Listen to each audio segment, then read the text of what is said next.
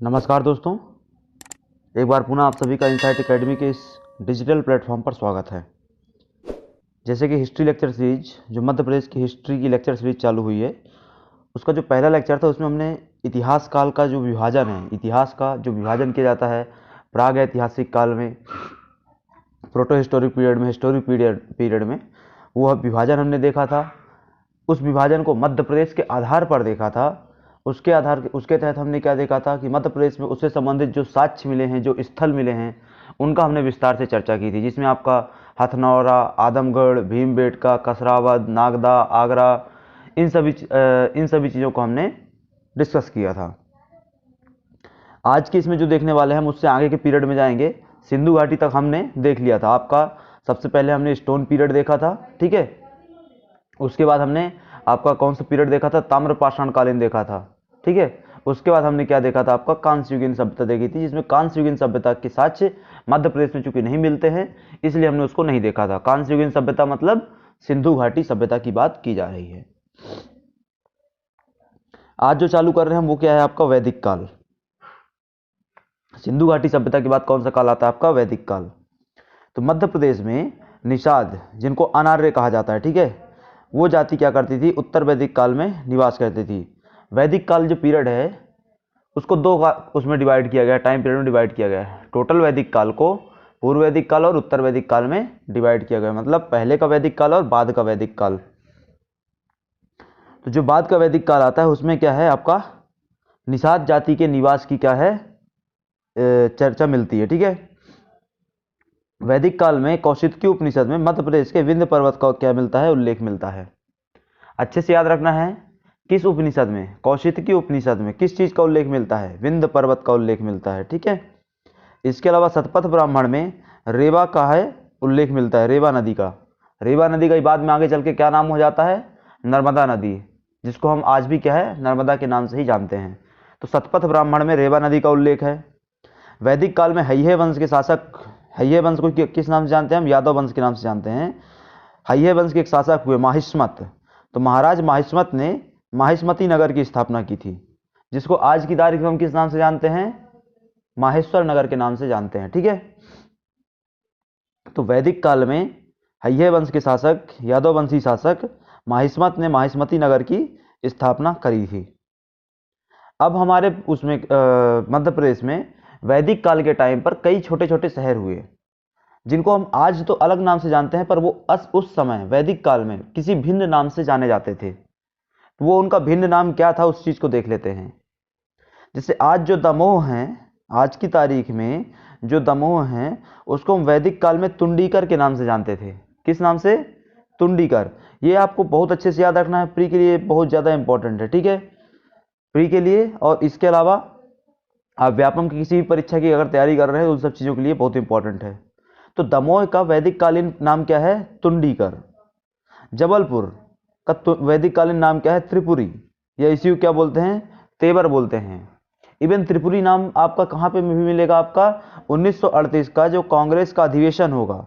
ये चूंकि हिस्ट्री की क्लास है, इसमें आगे हिस्ट्री जब आधुनिक हिस्ट्री पढ़ेंगे तब ये कवर होगा आपका। पर अभी के लिए कि 1938 का जो कांग्रेस का अधिवेशन हुआ था, राष्ट्रीय कांग्रेस का अधिवेशन हुआ था, वो कहाँ हुआ था, आपके त्रिपुरी शहर में ही हुआ था, जिसमें सुभाष चंद्र बोस जी को क्या चुना गया था, अध्यक्ष चुना गया था। फिर आता है आपका विदिशा। विदिशा शहर का वैदिक कालीन नाम क्या है, दसार्ण। यहाँ पे आधार आएगा, उसको क्या बोलते थे, दसार्ण बोलते थे। निमाड़ शहर का पुराना नाम क्या है, अनूप। वैदिक कालीन नाम क्या है, निमाड़ शहर का अनूप। ग्वालियर शहर का वैदिक कालीन नाम क्या है, आपके वत्स। खजुराहो शहर का पुराना नाम क्या है, चेदी। खजुराहो शहर का पुराना नाम क्या है, चेदी। चेदी क्या है आपका, एक आगे जब आएंगे महाजनपद काल की उसमें आएंगे तो चेदी एक क्या है, महाजनपद रहती है। चेदी एक क्या रहती है, महाजनपद रहती है। इसकी राजधानी क्या थी, सुक्तिमती। फिर आता है आपका शिवपुरी। शिवपुरी का वैदिक कालीन नाम क्या है, अनलपुर। तो ये क्या था, आपका वैदिक कालीन स्थिति है, जिसमें हमने अभी जो देखा वो क्या था कि वैदिक कालीन जो शहर थे हमारे मध्य प्रदेश में, उनके नाम क्या थे, आज उनका नाम क्या है, उस समय उनका नाम क्या था। अब देखते हैं पौराणिक कालखंड में आते हैं, ठीक है।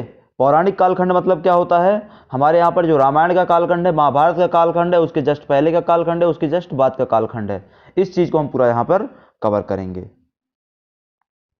तो पौराणिक कथाओं के अनुसार कारकोट नागवंशी शासक नर्मदा के किनारे काठी के शासक थे। नर्मदा किनारे एक शहर था, एक क्षेत्र था काठी, वहां के शासक होते थे। इन्होंने अपनी पुत्री, इनकी पुत्री क्या थी, कारकोट नागवंशी शासकों की पुत्री क्या कौन थी, माता नर्मदा या रेवा, उनका विवाह किससे कर दिया, इक्ष्वाकु वंश के राजा पुरकुत्स से किया गया।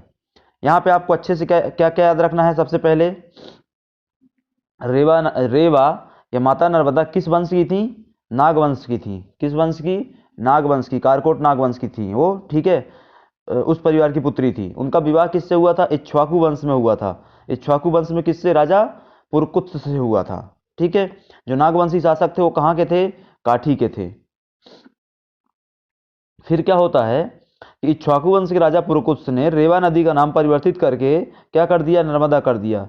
देखो, महिलाओं का नाम परिवर्तन का विवाह के बाद उनका नाम परिवर्तन का प्रथा चली आती थी, ठीक है, लंबे समय से चली आ रही थी। हम अब कुछ क्षेत्रों में ये बंद हो गया है, पर अगर आप महाराष्ट्रियन क्षेत्रों में जाएंगे, ठीक है, मराठी क्षेत्रों में जाएंगे तो वहाँ ये परंपरा अभी भी चलती है। बहुत बड़े स्तर पर नहीं, पर एक छोटे स्तर पर अभी भी चलती है, ठीक है। तो नाम परिवर्तन हो गया उनका। उसके बाद क्या हुआ, इक्ष्वाकु वंश के मुचकुंद ने विंध्याचल तथा सतपुड़ा पर्वत श्रेणी के मध्य क्या बनाया, मानधाता नगरी की स्थापना करी। इक्ष्वाकु, जिस वंश में माता नर्मदा का विवाह हुआ था, उसी वंश के एक शासक कौन, मुचकुंद ने विंध्याचल और सतपुड़ा पर्वत श्रेणी के मध्य, विंध्याचल और सतपुड़ा के मध्य आपका क्या बहता है, नर्मदा नदी प्रवाहित होती है आज की तारीख में, ठीक है। तो उन दोनों नदियों के मध्य क्या बनाया उनने, इन दोनों पर्वत श्रेणी के मध्य उनने एक मानधाता नगरी बसाई। मानधाता नगरी आज की तारीख में कहाँ है, आपके ओमकारेश्वर में है, ठीक है। कहाँ, ओमकारेश्वर में, खंडवा में स्थित है। आगे टाइम पीरियड में चल के क्या होता है, यदुवंश की है नामक शाखा के राजा माहिष्मत ने मानधाता नगरी पर अधिकार कर लिया। इसका नाम क्या रख दिया, माहिष्मती रख दिया। जैसे कि हमने ऊपर पढ़ा था आपका कि माहिष्मती, इसका नाम क्या कर दिया जाएगा, रख दिया जाएगा, ठीक है। वंश के शासक यदुवंशी शासक माहिष्मत ने माहिष्मती नगर की स्थापना कर दी। वही पॉइंट हमने यहाँ पर डिस्कस किया। फिर रामायण महाभारत काल में क्या होगा, रामायण महाभारत तथा पुराणों के अनुसार अंतिम वैवत्स मनु के 10 पुत्रों में से करुष नामक पुत्र द्वारा कारुष प्रदेश की स्थापना की गई, जिसे वर्तमान में बघेलखंड के नाम से जाना जाता है। आपको अच्छे से याद रखना है, बिल्कुल 2019 मेंस बीएससी ये प्रश्न पूछा जा चुका है, ठीक है। इसमें आपको याद रखना है कि रामायण महाभारत तथा पुराणों के अनुसार अंतिम वैवत्स मनु, राजा मनु के कितने पुत्र हुए थे, 10 पुत्र हुए थे। उनमें से करुष नामक पुत्र द्वारा क्या की गई, बघेलखंड की स्थापना की गई, या कारुष प्रदेश की स्थापना की गई, जिसको आज की तारीख में क्या बोलते हैं, हम बघेलखंड के नाम से जानते हैं। फिर क्या होता है, इला का विवाह सोम से हुआ, जो वैवत्स मनु की क्या थी, पुत्री थी। अब इनका क्या है, इनकी एक पुत्री भी थी, इना जो वैवत्स मनु है उनकी एक पुत्री भी थी, इला, है ना। इला का विवाह किससे होता है, सोम से होता है, और इसी से क्या होती है, इसी इला और सोम की संतानों से क्या होता है, चंद्रवंश की स्थापना होती है, जिनका आदि पुरुष कौन था, पुरुरवा था। कौन था, पुरुरवा। पुरुरवा के क्या थे, आयु और अमावस्या। पुरुरवा के पुत्र हुए आयु और अमावस्या। आयु की तीसरी पीढ़ी में हाथी के पुत्र आवश्यक है, आयु की तीसरी पीढ़ी में यादव वंशों की स्थापना होती है, ठीक है। तो यहाँ पे कोई खास हमारे लिए इंपॉर्टेंट नहीं, इसको याद करने की आवश्यकता नहीं है। ऊपर के पॉइंट्स आपको याद रखने हैं कि माहिष्मती की स्थापना किसने की, मानधाता की स्थापना किसने की, नर्मदा का विवाह किससे हुआ, ठीक है, नर्मदा किस वंश की थी। फिर क्या होता है, ययाति के पुत्र यदु द्वारा स्थापित यादव वंश का राज्य चरमावती, वेत्रावती और सुक्तिमती नदी तक क्या था, विस्तृत था। यहाँ पे इंपॉर्टेंट क्या है कि इन पुराने ये जो नाम है नदियों के, किन के नाम है, चरमावती चंबल का नाम है पुराना, वेत्रावती बेतवा का नाम है, सुक्तिमती केन का पुराना नाम है, ठीक है। तो ये आपको याद रखना है। अब देखते हैं रामायण काल में, या रामायण काल मतलब क्या होता है, हमारे त्रेता युग की बात की जा रही है, ठीक है। सतयुग, त्रेता, द्वापर और कलयुग। द्वापर में क्या होता है, भगवान कृष्ण का जन्म होता है। सतयुग में क्या होता है, आपके भगवान के अलग अलग रूपों का अवतार होता है, और त्रेता युग में भगवान के राम अवतार का अवतार होता है, ठीक है। तो यहाँ पे क्या होता है, रामायण काल में मध्य प्रदेश के अंतर्गत महांतर तथा दंड्यांकर क्या थे, स्थित थे। दंडकारण्य और महाकांतर, ठीक है। ये क्या है, एक तरीके से प्रादेशिक विभाजन है, ठीक है, उसकी बात की जा रही है। दंडकारण्य आज की तारीख में भी ये मिल जाएगा आपको, कहां पर, छत्तीसगढ़ में। वाल्मीकि आश्रम तमसा या टोंस नदी के तट पर स्थित था। वाल्मीकि आश्रम कहाँ था आपके? टोंस नदी के तट पर स्थित था, जहाँ लवकुश का क्या हुआ था? जन्म हुआ था और माता सीता ने अपना जीवन यापन किया था। अब ये किस कालखंड की बात की जा रही है? तो वो कालखंड की बात की जा रही है जब भगवान राम क्या होते हैं, लंका से वापस आ जाते हैं, वो अपना राजपाट करने लग जाते हैं। तो उसी प्रक्रिया के दौरान माता सीता को क्या किया जाता है? निष्कासित किया जाता है, ठीक है, कुछ कारणवश। उस कालखंड की बात की जा रही है, ठीक है। फिर क्या हुआ? कालिदास के महाकाव्य रघुवंशम के अनुसार शत्रुघ्न के पुत्र शत्रुघाती ने विदिशा पर क्या किया? शासन किया। और कुशावती क्या थी? उस समय इसकी राजधानी हुआ करती थी। दो तीन चीजें याद रखनी है। रामायण के कालखंड का आपको वर्णन कहाँ मिलेगा? कालिदास जी के रघुवंशम में मिलेगा, पहला पॉइंट। दूसरा, क्या वर्णन मिलता है? तो शत्रुघ्न के भगवान राम के एक भाई हुए, कौन? शत्रुघ्न है ना। उनके पुत्र कौन हुए? शत्रुघाती। शत्रुघाती ने विदिशा पर क्या किया? शासन किया। और उस समय शत्रुघाती की राजधानी क्या थी? कुशावती होती थी। फिर क्या हुआ? भगवान राम के पुत्र कुश ने क्या किया? दक्षिण कौशल प्रदेश पर राज किया था। दक्षिण कौशल प्रदेश क्या होता है आपका? जबलपुर और उसके आसपास का क्षेत्र जो कहलाता है, वहां पर उन्होंने क्या किया? आपके शासन किया। फिर विंध्य क्षेत्र में माता सबरी का आश्रम अवस्थित था, जहां कोल जनजाति की महिला सबरी का क्या हुआ था? निवास स्थान होता था, निवास क्षेत्र होता था, जहां पर भगवान राम भी अपने क्या करते हैं? चरण रज लेकर के पहुंचते हैं, ठीक है। तो ये सबरी आश्रम आपका यहीं अवस्थित था। कोल जनजाति की वो क्या थी? महिला थी। आपके लिए इंपॉर्टेंट क्या याद रखना है उनको? उनकी जनजाति याद रखनी है। फिर क्या हुआ? चित्रकूट में ऋषि अत्रि एवं सती अनुसुईया का आश्रम था। हमारा जो चित्रकूट है सतना में, वहां पर किनका आश्रम था? ऋषि अत्रि और सती अनुसुईया का आश्रम था, जहां पर किनका जन्म होता है? त्रिदेवों का जन्म होता है। परीक्षा स्वरूप तीनों देव जो हैं हमारे वहां पर जन्म लेते हैं, ठीक है, ब्रह्मा विष्णु और महेश।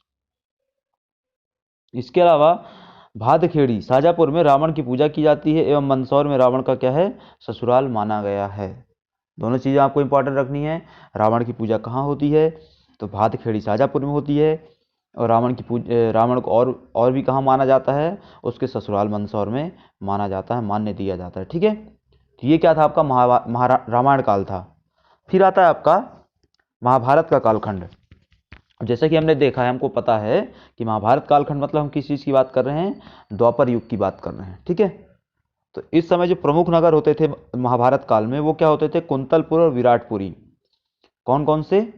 कुंतलपुर, विराटपुरी। अब महाभारत के युद्ध में पांडवों की ओर से किन किन राजाओं ने भाग लिया, या किन किन राजवंशों ने भाग लिया? और महाभारत में कौरवों की ओर से किन ने भाग लिया? उस चीज़ को देखते हैं। तो पांडवों की ओर से जिनने भाग लिया वो क्या था आपका? वत्स, चेदी, कारुष, दसार्ण, इन जनपदों ने क्या लिया था? भाग लिया था, ठीक है। जबकि कौरवों की ओर से, पांडवों की ओर से कौन कौन हो गए आपके? वत्स, चेदी, कारुष, दसार्ण हो गए। कौरवों की ओर से कौन थे आपके? अवंती, निषाद और माहिष्मति ने भाग लिया था। अवंती, निषाद और माहिष्मति। अब आते हैं पांडव गुफाएं। तो वो आपके कहाँ हैं? पचमढ़ी में स्थित हैं। पांडव गुफाएं आपके पचमढ़ी में स्थित हैं। भीमकुंड आपके छतरपुर में हैं। भीम बेटका आपके रायसेन में है। पांडव जलप्रपात आपके पन्ना में है। ये सब पांडवों के वनवास काल पीरियड से क्या है? संबंधित स्थल हैं।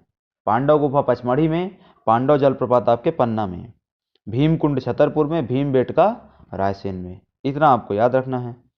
महाभारत एवं मेघदूत में उल्लेखित दसार्ण प्रदेश की राजधानी क्या थी? एक तरीके से यह दसार्ण किसको बोलते हैं? हम विदिशा को बोलते हैं। तो आपको ये याद रखना है। वर्तमान में जबलपुर में अवस्थित बूढ़ी डायन की गुफाएं, हिडिंबा का घर क्या है? महाभारत काल से संबंधित हैं। बूढ़ी डायन की गुफाएं किससे संबंधित है? महाभारत काल से। और हिडिंबा का घर भी महाभारत काल से संबंधित है, ठीक है। तो इन चीज़ों को भी आपको याद रखना है, जो कहाँ है? आपके जबलपुर में अवस्थित है। तो ये क्या था दोस्तों? आपका पूरा महाभारत काल था, ठीक है। अब इसमें जब आगे बढ़ते हैं तो अब आपका आएगा महाजनपद काल, ठीक है। देखो महाजनपद क्या थी? तो सबसे पहले क्या होता था, अगर हम वैदिक काल के उसमें टाइम पीरियड में जाएंगे, तो एक तरीके से क्या था? कबीलाई परंपरा चली आ रही थी। कौन सी परंपरा चल रही थी? कबीलाई परंपरा चल रही थी। छोटे छोटे कबीले होते थे। कबीलों के अपने क्या होते थे? एक तरीके से मुखिया होते थे, शासक होते थे। कबीले का जो मुखिया होता था, शासक होता था, वो कबीले की जनता के संरक्षण का क्या रख देता था? एक तरीके से वादा करता था कि वो संरक्षण करेगा, उसके बदले उसको क्या है कुछ ना कुछ एक तरीके से मानदेय मिलता था उस चीज़ का, ठीक है, जनता द्वारा दिया जाता था। बाद में क्या होता है, कबीले सशक्त होते जाते हैं, जो किसका रूप धारण कर लेते हैं, जन का रूप धारण कर लेते हैं, ठीक है, किसका, जन का रूप धारण करते हैं। और यही जन आगे चल करके सशक्त होते हैं, और ये किसका रूप धारण करते हैं, आपके महाजनपद का रूप। जन से क्या बनता है, जन का रूप धारण करते हैं, और जन से क्या बन जाता है आपका फिर जनपद बन जाता है। क्या बनता है, जनपद। और यही जनपद सशक्त होकर क्या बनाते हैं, महाजनपद बनाते हैं, ठीक है। तो ये तो क्या हो गई, सिंपल प्रोसेस हो गई। तो जन से जनपद बना, जनपद से महाजनपद बना। तो जब महाजनपद बने तो टोटल कितने महाजनपद हुए, आखिरी में अल्टीमेटली जो निकल के आते हैं 16 महाजनपद निकल के आते हैं। तो उस समय 16 महाजनपद थे। इस चीज का वर्णन कहां से मिलता है, आपके अंगुत्तर निकाय और भगवती सूत्र से मिलता है। यहां पे आपको तीन चीजें बहुत ज्यादा इंपॉर्टेंट याद रखनी है। महाजनपद का वर्णन कहां से मिलेगा, तो दो जगहों से मिलेगा, अंगुत्तर निकाय और भगवती सूत्र। तो पहली चीज तो ये याद रखनी है। दूसरी चीज याद रखनी कि अंगुत्तर निकाय भगवती सूत्र हैं क्या। तो दूसरी चीज में अंगुत्तर निकाय आपको बौद्ध धर्म का ग्रंथ है, ये याद रखना है। और तीसरा भगवती सूत्र में, ये भगवती सूत्र जैन धर्म का ग्रंथ है, ये याद रखना है। मध्य प्रदेश में दो महाजनपद थे, अवंती जनपद और चेदी महाजनपद हुआ करते थे। तो 16 जनपदों में से दो महाजनपद मध्य प्रदेश में हुए, अवंती महाजनपद और चेदी महाजनपद, ठीक है। 16 महाजनपद कौन थे, एक बार थोड़ा सा शॉर्ट में देख लेते हैं। वैसे हमारे मध्य प्रदेश के इतिहास में इनका काम का नहीं है, लेकिन फिर भी देख लेते हैं कौन कौन से हुए 16 महाजनपद। तो आपके जो दो मध्य प्रदेश के हो गए वो क्या हो गए, अवंती और चेदी हो गए, ठीक है। इसके अलावा अश्मक, वज्जी, अंग, वत्स, कंबोज, पांचाल, काशी, मगध, कुरु, मत्स्य, कौशल, मल्ल, गांधार, सूरसेन, ठीक है। ये 16 महाजनपद थे। इन 16 महाजनपदों में जो आखिरी में सक्सेसिव निकल के आएगा, जो इन सभी के मध्य क्या होगा, फिर एक तरीके से युद्ध चालू हो जाएंगे, ठीक है, कि कौन सबसे बड़ा है, कौन सबसे ज्यादा पावरफुल है इस चीज को लेकर के। तो इनमें सबसे जो डिसाइसिव बैटल फाइनली होगी वो किसके साथ होगी, आपकी मगध के साथ होगी। मगध यहाँ पे क्या निकल के आएगा, एक तरीके से विजयी निकल कर आएगा। उसका विस्तार क्या हो जाएगा, बहुत ज्यादा हो जाएगा। तो ये क्या हो गया, आपके 16 महाजनपद हो गए, जिसमें से दो मध्य प्रदेश में हमने देख लिए। आपके मध्य प्रदेश के महाजनपद क्या हुए, ये आपका अवंती हो गया, और यहाँ पे आपका अवंती के बगल में क्या मिल जाएगा, चेदी मिल जाएगा, ठीक है। तो ये क्या हो गया, आपके महाजनपद हो गए। अब इनको डिटेल में देखते हैं अवंती महाजनपद को। तो देखो, अवंती महाजनपद जो थी उसके दो भाग थे, उत्तरी अवंती, दक्षिणी अवंती। उत्तरी अवंती की राजधानी उज्जैनी होती थी, दक्षिणी अवंती की राजधानी माहिष्मती होती थी। माहिष्मती के बारे में हमने पहले भी पढ़ा हुआ है, ऊपर है ना, जब हमने पौराणिक काल को देखा था। उत्तरी अवंती और दक्षिणी अवंती के मध्य कौन सी नदी बहती थी, इसको याद रखना है आपको, तो नेत्रावती बहती थी। तो यहां पर आपको क्या याद रखना है कि उत्तरी अवंती और दक्षिणी अवंती के मध्य बहने वाली नदी वो क्या थी, आपकी नेत्रावती। अब यहां पर देखते हैं कि आपका जो ये अवंती महाजनपद था, इसके जो प्रमुख शहर थे वो क्या थे। तो दो शहर आपको याद रखने हैं, कुरटधर और सुदर्शनपुर। क्या क्या याद रखना है अभी तक आपको, उत्तरी अवंती की राजधानी क्या थी, उज्जैनी, दक्षिणी अवंती की राजधानी क्या थी, माहिष्मती। दोनों के बीच बहने वाली नदी क्या थी, नेत्रावती। यहाँ के प्रमुख शहर क्या थे, कुरटधर और सुदर्शनपुर। फिर अगला है आपका कि ऋग्वेद में अवंती जनपद का क्या मिलता है, उल्लेख मिलता है। यह आपको अच्छे से याद रखना है। अवंती जनपद का किस उसमें उल्लेख मिलेगा, वेद में, ऋग्वेद में उल्लेख मिलेगा।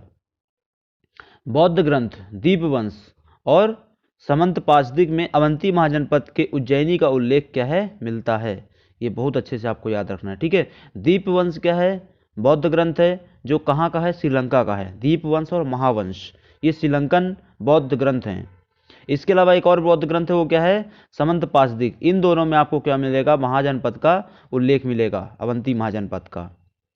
फिर वराह पुराण के अनुसार उज्जैनी भारत के 7 मोक्षदायिनी नगरों में से क्या था, एक था। वराह पुराण में क्या बताया गया है, मोक्षदायिनी शहरों की संख्या बताई गई है, उनके नाम बताए गए हैं। उनमें जो एक था 7 में से, वो क्या था आपका, उज्जैनी था। अब अवंती जनपद के, महाजनपद के प्रमुख जनपद क्या थे। अवंती हमने क्या डिस्कस किया था कि सबसे पहले क्या बना आपका, कबीले होते थे, ठीक है।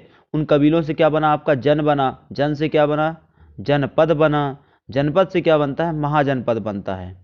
तो महाजनपद कई सारे जनपदों से मिलकर बना होगा। तो अवंती महाजनपद के अंतर्गत कौन कौन से जनपद आते थे उसको देखते हैं। तो जो पहला आता था वो आपका वत्स जनपद आता था, जो कि आज की तारीख में कहाँ मिलेगा, आपके ग्वालियर रीजन में मिलेगा, ठीक है। इसके अलावा अनूप जनपद आता था जो निमाड़ कहलाता है आजकल, और अनलपुर जनपद आता था जो कि शिवपुरी कहलाता है। तो ये क्या था दोस्तों, आपका अवंती महाजनपद। अगला आता है चेदी या सुक्तिमती का जो महाजनपद है उसके बारे में देखते हैं। तो बेतवा एवं नर्मदा के मध्य वर्तमान बुंदेलखंड में क्षेत्र में स्थित ये क्या है, भाग है, ठीक है। ये चेदी या सुक्तिमती महाजनपद कहाँ होती थी, आपके बेतवा और नर्मदा के मध्य, ठीक है। बेतवा नदी और नर्मदा नदी के मध्य जो बहने वाला क्षेत्र है उसको क्या बोलते हैं आज की तारीख में, हम बुंदेलखंड बोलते हैं। वहीं पे आपका क्या मिलेगा, ये चेदी या सुक्ति महाजनपद अवस्थित हुआ करती थी, जिसकी राजधानी चेलिय जाग के अनुसार क्या थी, सौत्थिवती थी, जबकि महाभारत के अनुसार क्या थी, सुक्तिमती थी, ये जो लिखी है आपकी, ठीक है। तो अच्छे से याद रखना है आपको, अच्छे से याद रखना है क्या, कि सामान्य तौर पर इसकी राजधानी क्या मानी जाती है, सुक्तिमती, जो कि महाभारत के अनुसार है। जबकि एक और राजधानी इसकी मानी जाती है, वो क्या है, सौत्थिवती, वो किसके अनुसार है, चेली जाग के अनुसार है, ठीक है। अब देखते हैं, जैसे हमने उसमें देखा अवंती महाजनपद में कौन कौन सी जनपदें शामिल थी, ठीक है। वैसे ही चेदी महाजनपद में भी कुछ जनपदें शामिल थी। उसमें पहली क्या है कि दसार्ण थी, जिसको आज की तारीख में आप किस नाम से जानते हैं, विदिशा नाम से जानते हैं। इसके अलावा तुंडीकर था, तुंडीकर को किस नाम से हम जानते हैं, दमोह के नाम से जानते हैं। तो ये क्या था दोस्तों, आपका पूरा महाजनपद का टाइम पीरियड था, जिसका संबंध मध्य प्रदेश से है। मतलब महाजनपद के टाइम पीरियड का संबंध जो मध्य प्रदेश से, उसको हमने यहाँ पे देखा, जिसमें हमने अवंती महाजनपद और चेदी महाजनपद के बारे में डिस्कस किया। अब वंशावली के अनुसार आते हैं वंशों में। तो पहला वंश आता है आपका यहाँ पे प्रद्योत वंश। इस वंश की जानकारी हमें कहाँ से मिलती है, पुराणों से मिलती है, ठीक है। कि ऐसा कोई वंश हमारे मध्य प्रदेश में भी क्या किया है, शासन करके गया है। पुराणों से हमको इसके बारे में जानकारी मिल जाती है स्पष्टता। यहाँ के जो शासक हुए किसके समकालीन थे, भगवान बुद्ध के समकालीन थे। अमात्य पुलिक सुनिक ने समस्त क्षत्रियों के सम्मुख अपने स्वामी की हत्या करके अपने पुत्र प्रद्योत को अवंती के सिंहासन पर क्या किया था, विराजित करवाया था, ठीक है। क्या हुआ था एग्जैक्टली, क्या कहानी हुई थी। तो एक अमात्य हुए, मंत्री हुए, अमात्य मतलब मंत्री, पुलिक या उन्हीं को क्या बोलते थे, सुनिक। उनने क्या किया था, अपने स्वामी की हत्या करके अपने पुत्र प्रद्योत को क्या बनाया था, अवंती का राजा बनाया था, और प्रद्योत वंश की क्या करी थी, स्थापना करी थी, ठीक है। उन्हीं प्रद्योत वंश में आगे चलकर जो शासक आता है वो कौन आता है, आपका चंड प्रद्योत आता है, ठीक है। अब हर्षचरित के अनुसार इस अमात्य का नाम क्या था, पुणिक था। हर्षचरित के अनुसार इस अमात्य का, पुलिक या सुनिक का नाम क्या था, पुणिक बताया गया है, ठीक है। नामों में परिवर्तन होता रहता है क्योंकि कोई स्पष्ट जानकारी नहीं होती है। तो श्रुतियों के अनुसार ये जो नामकरण होते हैं, जो श्रुतियों के अनुसार जो हमारा ज्ञान चला आ रहा था, उसको बाद में क्या किया गया, राइट किया गया, तो उसमें कहीं ना कहीं थोड़ा बहुत परिवर्तन आ जाता है। अब यहाँ पे जो शासक हुआ प्रमुख, वो कौन हुआ, चंड प्रद्योत हुआ, ठीक है। तो अपने समकालीन समस्त राजाओं में सबसे शक्तिशाली राजा था, उसे कहा गया, चंड कहा गया। बौद्ध ग्रंथ विनय पिटका के अनुसार या विनय पिटक के अनुसार चंड प्रद्योत का बिंबिसार के साथ क्या था, मैत्रीपूर्ण संबंध था। जब चंड प्रद्योत एक भयावह रोग से ग्रसित होता था, तब बिंबिसार ने अपने राजवैद्य जीवक को उज्जैनी भेज करके उसका उपचार कराया था। इस वंश का अंतिम शासक नंदीवर्धन था। अब इस चीज को आपने पहले भी कहीं पढ़ा होगा कि आपका जो उज्जैनी था वहां के एक शासक हुए, कौन, चंड प्रद्योत, जिनको क्या हो गई, एक भयानक बीमारी। उस भयानक बीमारी कौन थी, पीलिया हुआ था उनको, ठीक है। तो पीलिया के उनके इलाज के लिए, जॉन्डिस के इलाज के लिए उस समय के तत्कालीन मगध के शासक हर्यक वंश, उस समय मगध में किसका शासक था, हर्यक वंश का शासक था। तो हर्यक वंश के संस्थापक बिंबिसार ने किसको भेजा वहां पर, उज्जैन में किसको भेजा, अपने वैद्य जीवक को भेजा उनके चंड प्रद्योत के इलाज के लिए, ठीक है। तो ये इसकी कहानी, इसको आपको याद रखना। ये कहानी का वर्णन कहाँ मिलता है आपको, विनय पिटक में मिलता है, बौद्ध ग्रंथ विनय पिटक में मिलता है। जो आपका प्रद्योत वंश हुआ, उस वंश के अंतिम शासक कौन थे, आपके नंदीवर्धन जी हुए थे, ठीक है। तो इस चीज को भी आपको याद रखना है। जीवक के बारे में एक कहानी प्रचलित है कि जब उनकी शिक्षा समाप्त हुई तो गुरुदक्षिणा स्वरूप उनसे कुछ मांगा गया, ठीक है। तो गुरुदक्षिणा से उनके पास कुछ नहीं था, तो उनको क्या एक तरीके से परीक्षा के तौर पे उनके गुरु ने क्या किया, उनको एक टास्क दिया। टास्क ये था, एक तरीके से टास्क वो सभी उनके शिष्यों को दिया था उनने। उनको टास्क ये दिया गया था कि आप सभी जाइए कहाँ, जंगल, और कोई एक ऐसा पौधा ढूंढ करके लाइए जिसका कोई भी औषधीय गुण ना हो। सभी छात्र कुछ ना कुछ क्या लेकर के आ गए, कोई ना कोई एक पौधा ऐसा अवश्य लेकर के लौटे जिसका कोई औषधीय गुण नहीं था उनके अनुसार।